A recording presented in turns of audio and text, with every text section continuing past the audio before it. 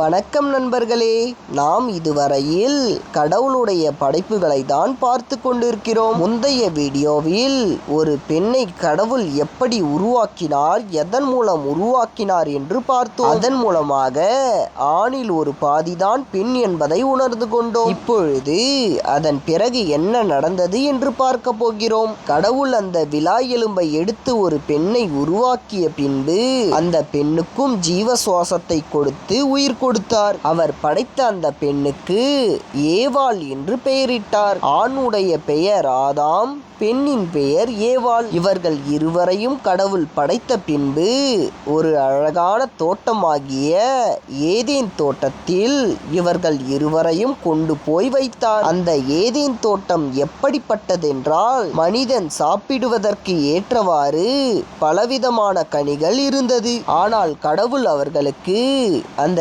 Eden தோட்டத்தில் உள்ள சகல விருட்சங்களின் கனிகளையும் நீங்கள் புசிக்கலாம் என்று கூறினார். ஆனாலும் தோட்டத்தின் நடுவே உள்ள அந்த ஒரு மரத்தின் கனியை மட்டும் நீங்கள் புசிக்க கூடாது என்று கட்டளையிட்டார். உடனே ஆதாம் கடவுளிடம் கேட்டான், ஏன் நாங்கள் அதை புசிக்க கூடாது, புசித்தால் என்ன ஆவோம் என்று கேட்டான். அவ்வாறு ஆதாம் கேட்டவுடனே கடவுள் சொன்னார், நீங்கள் அந்த பழத்தை புசிக்கும் நாளிலே சாகவே சாவீர்கள் என்று சொன்னார். இது எல்லாம் 6ஆம் நாளிலே நடந்தது. கடவுள் படைத்த எல்லாவற்றையும் பார்த்தார். எல்லாம் நன்றாக இருந்தது. 6ஆம் நாள் முடிந்து 7ஆம் நாள் தொடங்கியது. 7ஆம் நாளிலே கடவுள் எந்தவித வேலையையும் செய்யாமல் ஓய்ந்திருந்தார். அவர் ஓய்ந்திருந்த நாளை பரிசுத்த நாளாக மாற்றினார். அந்த நாளில் அவர் மட்டுமல்ல, மனிதனாகிய நாமும் எந்தவித வேலையும் செய்யாமல் இருக்குமாறு மாற்றினார். சரி நண்பர்களே,